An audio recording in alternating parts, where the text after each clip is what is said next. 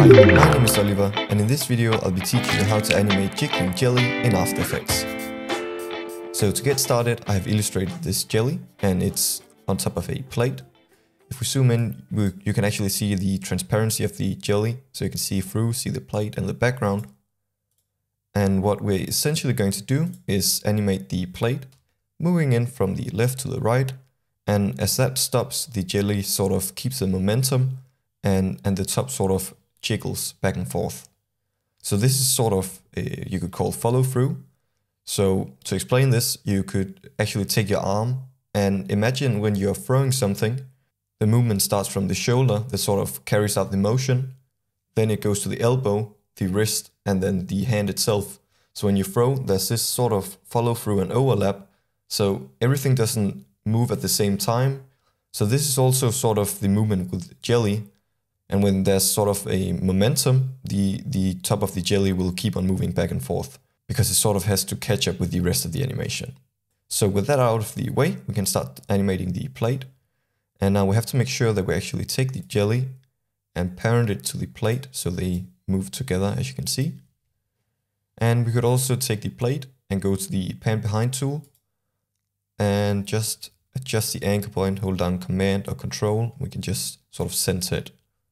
It's not that it matters too much, but it'll be easier to see our motion path. So press P as in position. We can actually right click and separate the dimensions, so we only work with the X position. And now this is the last keyframe. So let's say it should last roughly 18 frames. So we add another keyframe here, go to the start and just drag it out of the composition. So now when we're going to do the easing, first of all, we can select the keyframes and press F9. We have to imagine that it should sort of speed up and it should stop very abruptly. So we only need a bit of easing at the end. This is just to sort of emphasize the overlap or the follow through of the jelly. So that effect will be stronger if it stops more quickly. So we can actually go and select the keyframes and go into the graph editor. Just zoom in a bit. So we need a bit more easing at the start and then just a bit of easing at the end. We can try and preview this.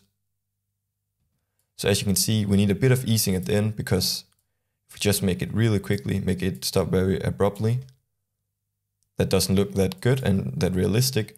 So the friction sort of has to take place and stop the plate at the end. So sort of like this. So this works quite nice. And we can go ahead now and animate the jelly. So this is mostly done with effects. The main effect we're going to use is called CC Bended. So let's just find it. And we can drag it onto the jelly. And now, as you can see, some of the jelly disappears, but that's because we haven't really defined the start and end value yet. So you can see we have these two position controllers. This is for the start and this is for the end. So you have to put the start down at the bottom, just right here below. And then you have to line them up so they're on top of each other. And you have to look at the sides because this end has to go up so the entire illustration is visible. So that's around here. And then you can try and actually move the bended slider so you can see how it bends. And this looks quite nice. If you want different results, you can always move the one at the bottom. So if you move it up a bit, you get some different results of the bend. So right around here should be good.